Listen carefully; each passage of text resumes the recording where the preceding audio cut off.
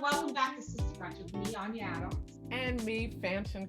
We are so glad to be back and talking to you about Black women plus working in the media, entertainment, and the arts. And welcome to our episode 2 of our series with Time's Up. I'm really still pinching myself. This is actually happening. We are talking with Time's Up on safety, power, and equity in Hollywood. And on today's show, we are focusing on the well-being of women who are not in front of the camera. This has been so important, especially we've had a lot of announcements lately about new databases and all of the grassroots databases that are in existence for hiring crew. So this is so timely. We're going to talk about how are they protected from toxic workplace abuse. Now, today's guests are stunt woman Faye Baker. Hello, everybody. Hello. Yes, and coming back to us, make sure you listen to her SISTA BRUNCH episode where you get to hear her whole story. Director and first AD Shawn Pipkin. Hi, everybody. Yes, I'll do quick bios and then you'll get to know them so well during our conversation today. So Faye Baker, if you have not heard her name, which you should have, she is recognized as the first African-American stunt woman to coordinate a big budget production. She also has over 135 credits as a stunt performer, doubling for women like Regina King, Angela Bassett. Now, Shawn is a first AD and a director. In her 20 years in the industry, she's worked on shows like Grey's Anatomy, Greenleaf, and Raising Dion. And she is also an alternate on the National Committee of the Directors Guild of America. Yes! Faye and Shawn, I cannot wait to get into this with you guys today. But what I'd love to just start out with is finding out from you guys a little bit about what you do. So just if you can both give us a quick summary. Pip, we'll start with you. Just tell us what you do. I am a first assistant director and transitioning to episodic and streaming director, but a first AD is on the set, is the director's basically lieutenant, right-hand person, management on the set, one of the safety facilitators of the set. And I like to say safety facilitators because there is this misconception that the first ADs are responsible for safety on set. Because first of all, I like to say that safety is everyone's responsibility. Okay, yes. So I like to just say that. And what we do is that we help facilitate the studio or the production company's safety requirements and safety protocols. We are definitely not the ones responsible for safety on set. We set the schedule for the TV show and the film. We disseminate information, all kinds of things like that. Now, as a director, what does a director do? So much. We take the words off the page and create the images and stories that you see on the big and small screens. Yes. What about you, Faye? Tell us what you do. Well, actually, I'm a stunt coordinator by way of a stunt performer. Been in the business for like 28 years. And basically, the stunt coordinator helps execute the director's vision and make sure the actors are safe on the set and that the stunt is performed in a safe manner so the production can go on and we can have a nice action-oriented sequence. We also break down the budget, bring in the right talent, the doubles, do location scouts. We're actually the director's best friend when it comes to the action sequence scenes. And it's very few Black women, one out of two, that are now stunt coordinators. My first show was Sister as a coordinator, and then introducing Dorothy Dandridge was the highlight of the pivot of my career. It was like, oh my God, working with Hallie was really amazing. So, because she wanted all women in key positions, so it was really a great experience, and I really appreciate her for that. And especially now, things are really changing for women. Yes. Faye, do you mind just telling us a little bit about how you ended up doing this work? Oh, actually, my background is in gymnastics in high school college. Okay. Gymnastics was my thing. So I actually was working as a probation officer. Believe it or not, I just resigned from that. I was able to have 2 dual careers while I was doing stunts. So a probation officer walked up to me and said, "You ought to be a stunt woman." I was like, "You are so crazy. I'm not jumping off nobody's building, whatever." Because I didn't know, I'm an inner city, young lady. I didn't know anything about the entertainment business per se. And every time we would come to our work location, he would just say, "Oh, I need you to meet somebody." I was like, "Oh my God, this guy's getting on my nerves." And then next thing I know, I met another stunt man. One of my girlfriends was dating a camera guy, and he invited all of us to Gladstone's, and the guy was talking about it. Then after that, I got a promotion and probation, and one of the guys there, his best friend was a stunt coordinator. He was training his son. So I started training with Greg Elam and Dolphin Park. This is a big time black stunt coordinator at the time. And one thing led to another, and actually my first gig was on location on the heat of the night. I'm just like, Wow. a blessing. That just doesn't happen to anyone. And at the time, there weren't that many black women in the business. I think the two black girls who were really, one kind of like moved over to surfing, and the other one had broken her back on her job, so she really wasn't doing it. So it was about opportunity and timing for when I got in the business. And then at that time, there weren't that many roles, actually, action for black women. Mm-hmm. Now there's so many roles that we have more action. We have a lot of talented young girls.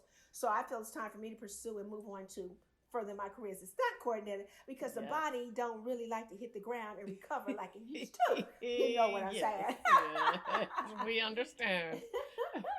I love that. I just want to put it out there, especially for young women, younger girls who might be listening to the podcast. That thing that you're interested in could lead you into a career in the entertainment industry. There are lots of different ways to enter and then rise up all the way into coordinating, being the person who's actually making sure the other stunt performers are safe on set.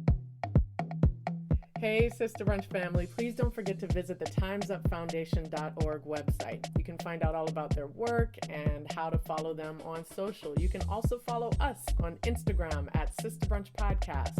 And we're on Twitter too at Sister Brunch, and on Facebook, facebook.com/Sister Brunch Podcast. Oh, and also please don't forget to subscribe and rate and review our show wherever you listen to your podcasts. Then do it now. Do it as soon as you finish listening to this episode. Why not? Faye, do you want to talk a little bit about your role in physical safety and also emotional safety on the set with those around you, those you're responsible with, especially as a coordinator? Well, actually, as a coordinator, you want to make sure that your double or the person that's working feels really comfortable exactly what they're doing. And training it by far is the most important thing whenever you're doing stunts, and being athletically inclined and agile. And also making sure that your actor's safe. A lot of times when you come on, we have to mimic the actress, and I want to make sure that I bring in somebody that looks or resembles close enough to the body type. Now we can get away with the hair and the face because of wigs now, because we're shooting from behind, but it's really important that I bring in the right person to look like the actress, and they can actually execute the stunt as well, and then make everyone look really good, because it's our responsibility to make sure the actress always looks the best in whatever scene. When I got in the business, like, don't talk to the actor, don't talk to the producer, don't do this.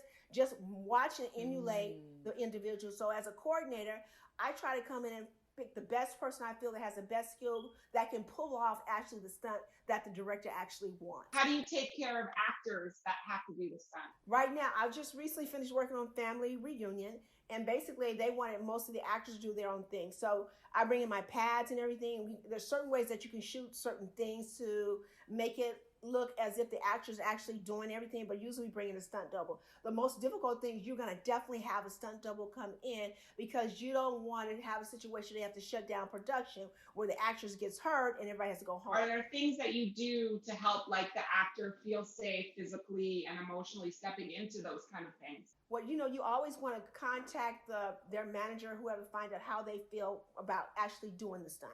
Sometimes they feel comfortable and sometimes they don't. And if you feel comfortable, let me know, but I have pads available for you. But if you don't feel comfortable, we have someone here who can actually help you and assist you. And a lot of times, even if the actor's doing their own stunt, you have that stunt double there to make sure, to have her eye, to make sure she's doing everything right. Sometimes everyone can't see everything. So it's responsible the stunt coordinator, make sure there's a stunt double there to make sure that the actor's safe. Most times, African Americans come into double. That means that you're gonna double the actress. But there's something called nondescript. Nondescript means that you're running from a building. Anybody can be that particular gender, ethnicity, or whatever. Then you have a utility stunt performer. That means you can be on a show working on location, and you can play any roles where you may be assisting the coordinator, actually the day of the physical activity, or you're just filling in to do certain things that somebody else couldn't do at that time. But like I said, specifically, Black women were coming in for just doubling. And if you're a utility performer, you can be on the set for months through the whole duration. And now with COVID, they're actually having people more on contracts for the longevity of for the shows to prevent people trying to catch anything or whatever, any losses. And then we have the riggers. The riggers are the stunt person's best friend because they're going to rig everything. You want to make sure the rigging, whether it's wire work, whether it's car work, you want to make sure those riggers are on top. So you want to make sure those actors are, actually safe. I just try to make the actors comfortable by talking with them because it's your responsibility to reassure them that they're going to be okay. You're not going to get hurt. This is how I'm going to do it. You kind of like break it down little by little exactly how it's going to be performed. Thank you, LaFaye. And Shawn, you as a first AD and obviously also as a director, you're thinking about all of those roles. So can you talk about that? And then also, do you have any stories of times that might have surprised you or that could have gone differently? I have a situation. I was on a show where, and I've noticed this happens with a lot of indie directors, because it's about realism, right? Indie, like, oh no, I want that real, I want that practicality and things. And there was a situation where actor was getting beaten up, like literally kicking the crap out of this person on the ground and kicking and kicking and kicking.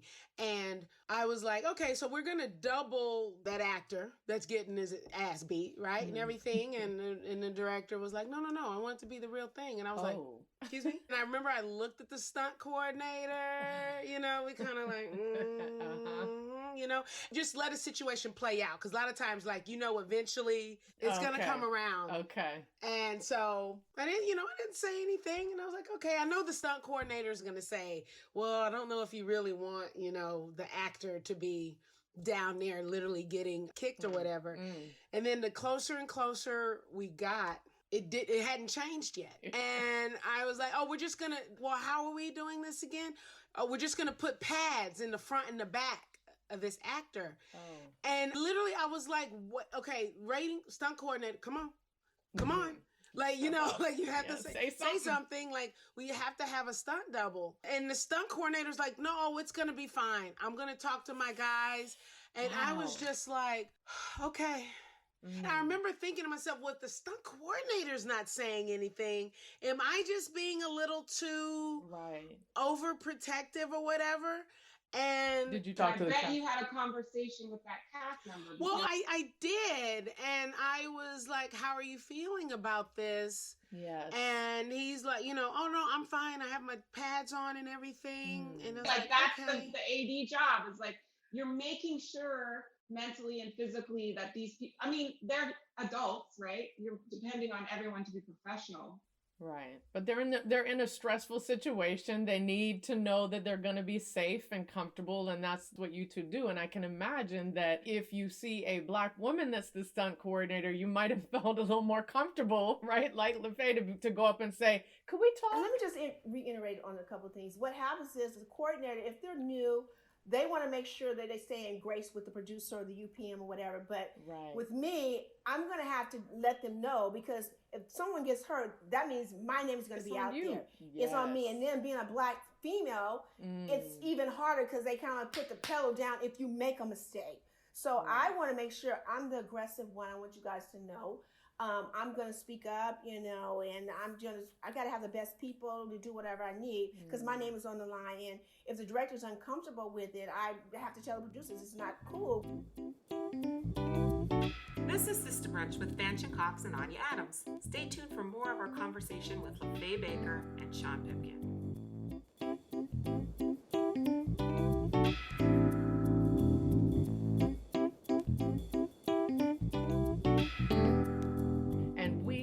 Back. Here is more of our conversation with Hollywood stunt woman Faye Baker and director First AD Shawn Pipkin.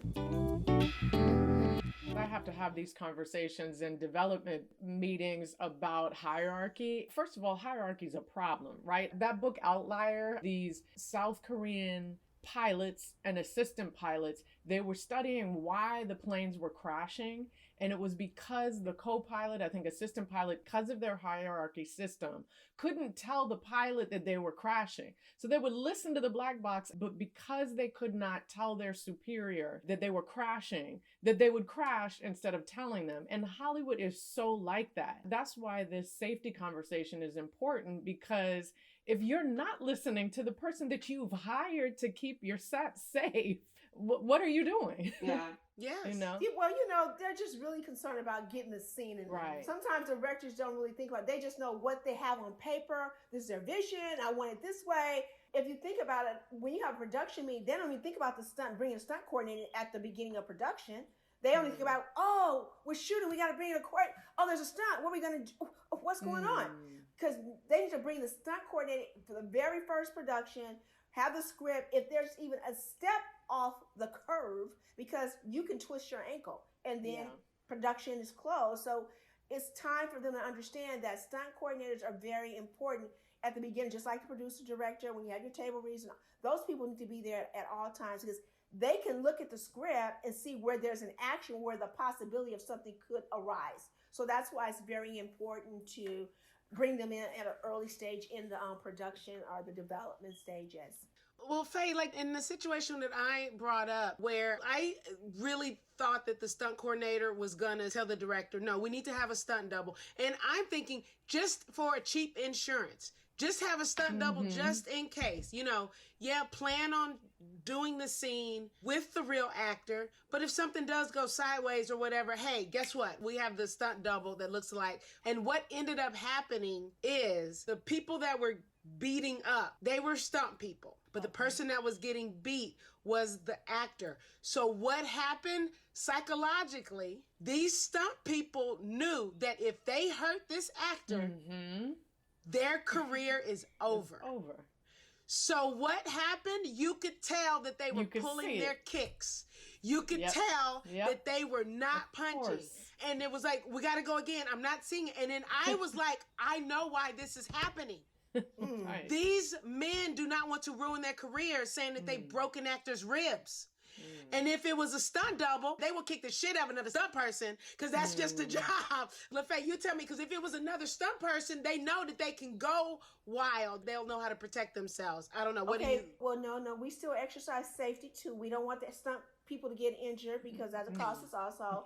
But we also want to make sure that the actor is comfortable at all times. So it's just important that a coordinator steps in and makes sure that they have the right person. I would always have a double on the side just in case. But you never want to get your actors into a fight scene anyways, because what if something just happens, he gets punched in the nose? You don't ever want to do that. You always want to have a fight scene choreographed off the scene. Regardless of what the director wants, you definitely have to stand up for it and say, this is how it has to be done, because we got to carry on this show. It's just a way of saying or articulating to the director and the production, pulling somebody to the side. Hey, this is the deal. I'm not feeling comfortable. I know we have the stunt doubles, because if a stunt person gets hurt, they can easily replace that stunt double with another person. So it's best to have a stunt double versus having the actor get hurt, because you can replace them. Production doesn't get shut down. You guys both, your jobs touch on emotional safety. We've been talking about physical safety, but emotional safety, especially for women in the workspace, it keeps coming to my mind. Like when I started in this industry, I was a trainee, and I remember being on a stripper set, and all the girls had like little pieces of tape over the vagina. There was no coordinator there. Intimacy to, like, coordinator. make sure they were fine or whatever. It was just like this free for all. And then as I've moved through this time, like the introduction of the intimacy coordinator, and also like really taking time to make sure people feel safe doing what they're doing on the set. So I'm wondering if you guys have seen or feel that with yourselves now in the industry, how emotional safety has changed since you started, or... Well, we all know that the casting couch exists, okay? Sometimes women are really fearful of not being who they are, because they want to do whatever the coordinator, whoever they're dealing with, whatever, to make some situations happen.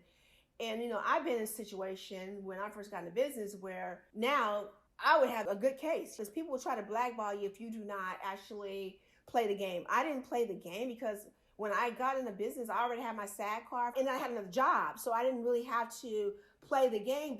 And I don't fault anybody. You know, you have to get in where you fit in. And I just had to do what was best for me. And that worked. And with that, you know, you're going to have naysayers and you're not doing what other people are doing. But you have to stand firm because sometimes you become vulnerable and you may give in. With me, that didn't happen. I'm from the inner city, so Los Angeles. And being around entertainment and the celebrities, it wasn't like I was fascinated and I just had to do something. I kind of like got bit by the bug at an early age and knew about entertainment somewhat, but I didn't know about stunts. I just knew maybe I could do something. I don't know, whatever, something. So I kind of like knew the business a little bit and I just kind of like did it my way. So with the advent of more female coordinators, has emotional safety for female stunt performers increased? Because you're talking about there was a little bit of power tripping happening with these male stunt coordinators. I think it's changed a lot because of the Harvey Weinstein and Bill Cosby. A lot of stuff is about more awareness to it. Time's Up is bringing a lot of awareness, but I think female stunt coordinators, we're going to actually bring a diverse group of people in. We're not going to just think about our friends. Plus, we have a different feel. I think we can look at things in a different perspective overall on the set and kind of like maneuver. We have a certain type of tactic that how we maneuver women as a whole, how we relate with certain things. And sometimes people like to have a female on the set. Things are really changing and now they have to accept us, you know, because everybody's asking for diversity and women. Black women are the thing now. And look, I'm really happy with where I am now and all the lists that they have, you know, even the array crew list. I'm really happy to be a part of that, you know, all the things that are happening for Black women. All that. So many. Yeah, so that's cool.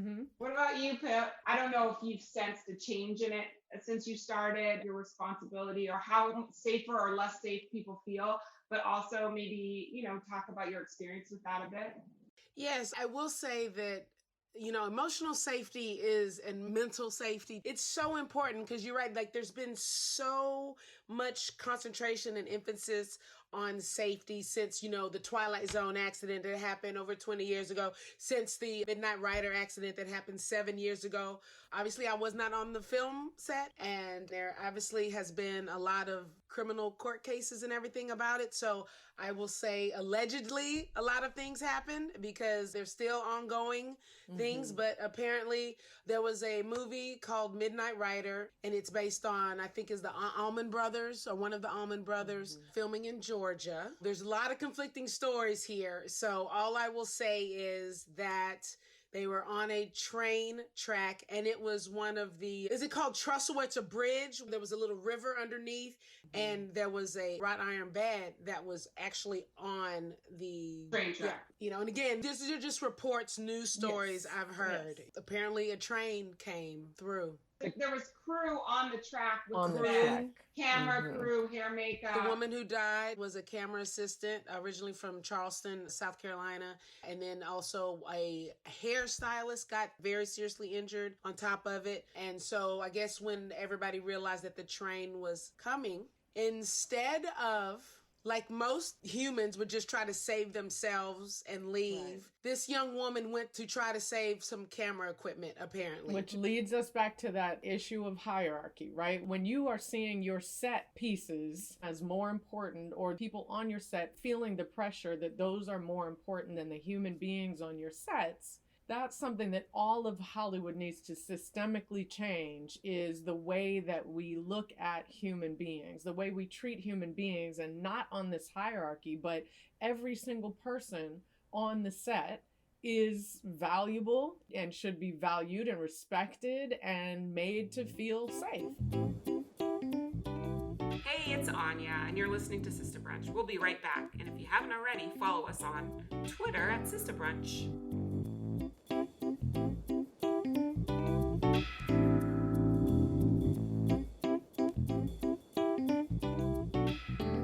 Welcome back to SISTA Brunch. I'm Fanshen. Let's get back into this conversation with Faye Baker and Shawn Pipkin. If someone is on a set and they are feeling unsafe, what do you both recommend that they do? Well, I personally would say if there's someone, I would go to either first AD, assistant director, someone in assistant director department, or go to a unit production manager or a producer. Those are the people that I would physically go to. But every film company, every shoot has a safety hotline where you can also anonymously call in. Every studio has it, or they should, majority of them do, where you can call in if you do see something. If you don't want to say anything in person, which I do get, like some people don't want to be the whistleblower, like, oh, I don't want to be the one. I don't want people to think that I'm being a crybaby or a tattletale or whatever. So you have that safety hotline. So either one, and this goes to like physical safety, this goes to harassment, sexual harassment, all of that, because all of that is ultimately the same. You know what I mean? Right. Like, I know that accident that happened on Midnight Rider was very traumatic, and it really did wake a lot of people up. And it really shook the table, and everyone's like, we have to get this under control. But there is also that emotional component as well, you know, when someone does feel comfortable, because sometimes film sets are like high school. Like you have your bullies, you know what I mean? You have your cliques, you know, and people don't think that like, oh, that doesn't mean anything. We're all adults here, but there are really people affected by that stuff. Like there are, I mean, and people, you know, sexual harassment. Yeah, that's one thing, but there is also regular harassment that happens a lot of times. You guys know what I'm talking about, like bullying, you know what I mean? Bullying. Bullying, right. That affects people's psyche, that affects people's work. And that is something that really has to be addressed. You hear all these stories about how there are these ADs or directors who pick fights with departments or department heads just to do it, just to like set an example. And it's like, why would you do that? Right. You know what I mean? Set. Like, because you want to show people that you're In the big man on control of campus. power. Hey, isn't the DGA working on having a racism hotline? There is a DGA racism hotline. Myra Ocampo is now the new head of diversity at the Guild. It's basically her office line. We'll have that phone number up on our website. So if you go to the link for this episode, we'll make sure the number's there. And we have to mention Time's Up work in this too, right? The Time's Up, especially with their legal defense fund, you have support now in ways that you never have. So in all these cases, there are places to go. And LaFaye, I know you wanted to say also just where can someone go if they're not feeling safe, especially a stunt person, a stunt performer? Well, of course, SAG-AFTRA does have a hotline for any that's, you know, for any type of sexual harassment. You can call in anonymously and, you know, talk about it or whatever. And they'll actually investigate and get somebody out there, you know, find out what's going on. That's what they've been doing. They also have now a task force to monitor and make sure that Black people are actually getting their roles, you know, because they're taking money away from Black people when you have another person come in and double somebody else, because we need to get paid and we need to pay our bills and we need to make that insurance. So that's pretty much what's really important as well.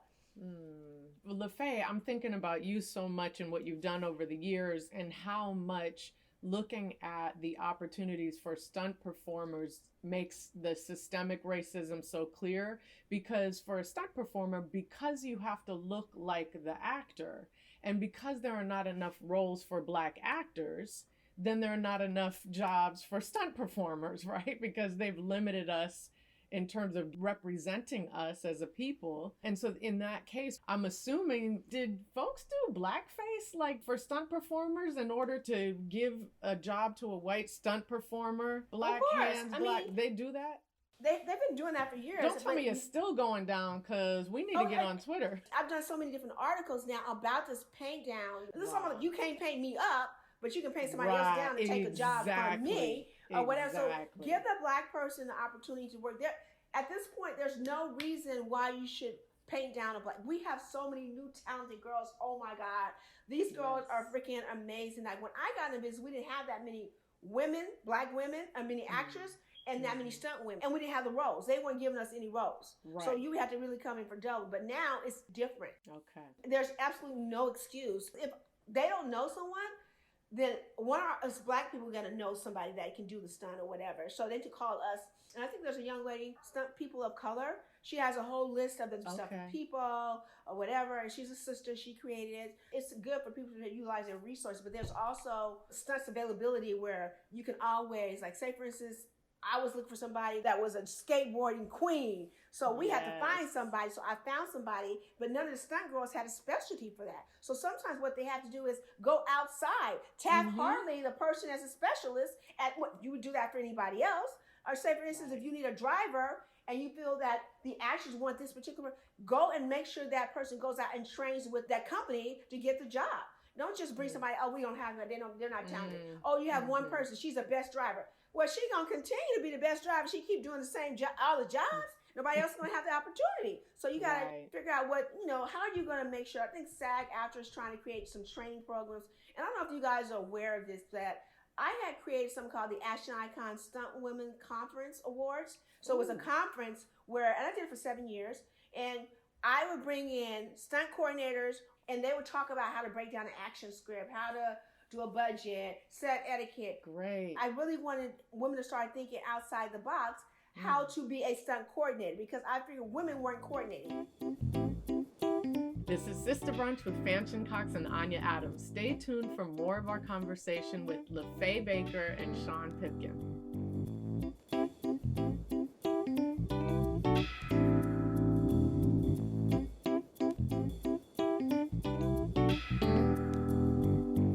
We're back. Here's more of our conversation with Hollywood stuntwoman Faye Baker and director, First AD, Shawn Pipkin.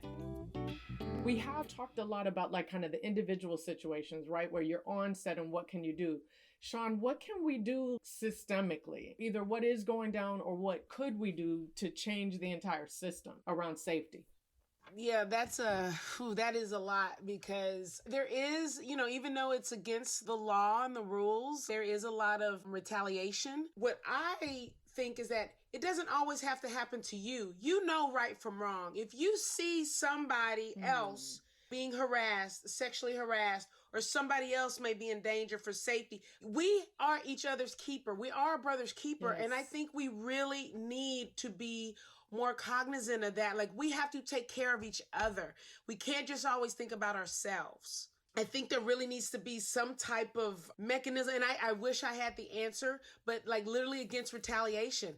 I have seen it. I have experienced it when I have spoken up. And usually, guys, it hasn't even been about for myself. It's been for other people. Right. Of course. When I have seen wrongdoing or someone being harassed or someone coming up to me, and also as one of the managers on the set, people do come to me, but I have a legal obligation to kick it up. Yes. I have to kick it up to the unit production manager or one of the producers. You can't hold it in and try to fix it yourself. Right. You cannot, even though you think that like, oh, I got this, let me talk to this somebody. No, you cannot do it. It has to get kicked up. So I think that people just need to feel safe. In order for me to report something wrong, I need assurance that nothing is going to happen to me. Like, I'm not going to lose my job, or I'm not going to get harassed or bullied even more. Yeah. If I speak up and say something. And I just think about all these stories, and I hate to harp on him, but Harvey Weinstein. Yes. Everybody knew what this man was doing for decades. Everybody knew. Yep. This man has ruined people's careers. Yeah. It was reported that Peter Jackson, he wanted to do a project with Daryl Hannah, and her last project was with Harvey Weinstein. He calls Harvey Weinstein, and Harvey Weinstein says, oh man, she's trouble. She's crazy. And he literally says like, oh my God, now thinking about that, I should have done more research. I took his word for it. Why did he say that? She said no to him. Exactly.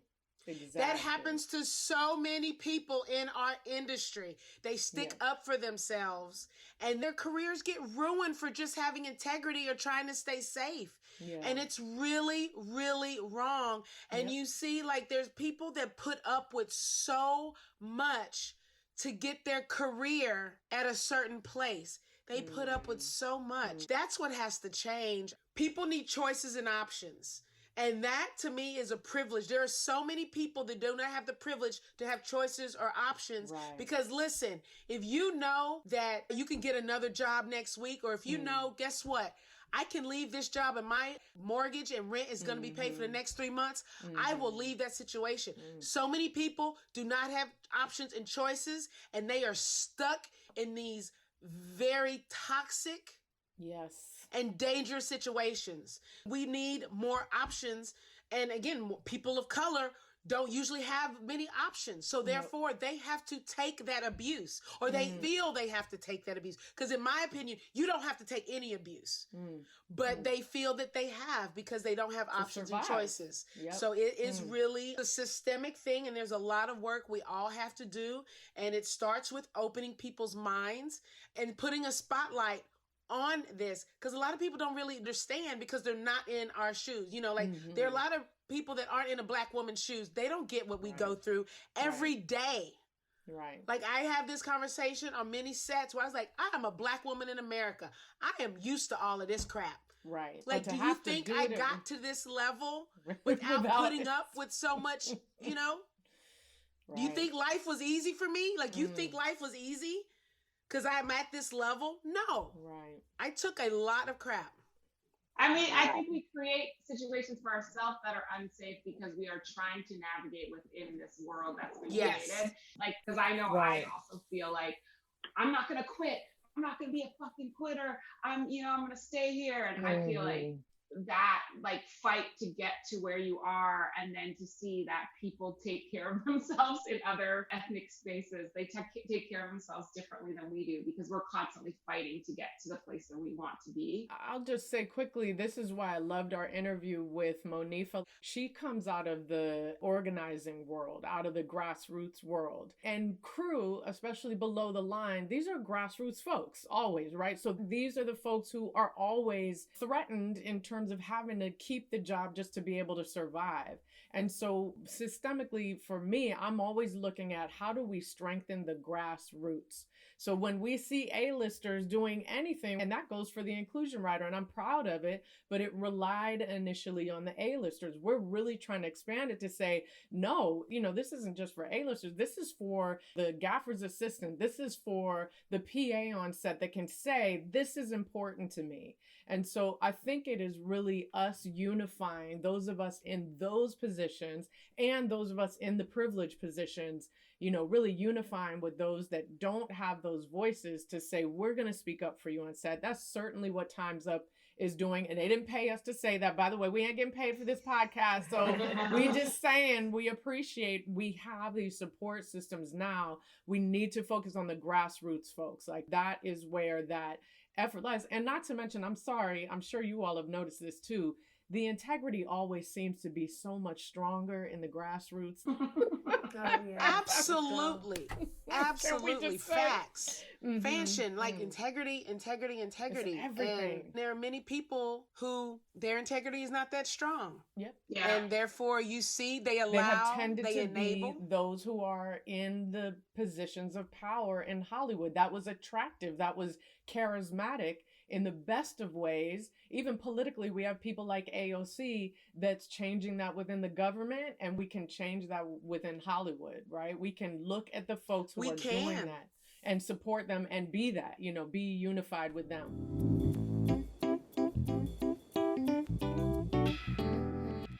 LaFaye, it's such an honor to have you on the show. Thank you for having me. I'm glad to be talking about stunt coordinators because people don't know we're out there, and I just think like I said, there's only one or two that are out there that are qualified, and we have one in Canada who is amazing. So yeah. We will be lifting y'all up everywhere we can. Shawn, as always, we are so grateful for everything you do. Come back anytime. Yes. And Shawn, I'm looking to work with you, girl. What's up? Yes. I know. Yeah. Yes, please. Yes, please. Make it happen. We'll definitely have to work together. And I just like to thank Time's Up. It's, very important work, a lot of work to do, but let's do it. Let's get it.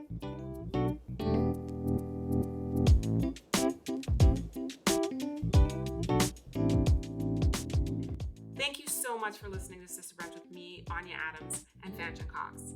That was our conversation with LaFaye Baker and Shawn Pipkin. Visit sistabrunch.com to find out more about them and their projects. This episode was created in partnership with the Time's Up Foundation. Our show producer is Brittany Turner. Our executive producer is Cristobal and Ciabuade. We acknowledge that the land we record our podcast on is the original land of the Tongva people, for those of us in Los Angeles, and the Anishinaabe, Haudenosaunee, Chippewa, Wendat, Inuit, and Métis, for those of us residing in Toronto with Anya. Can't wait to see you next time. Take care.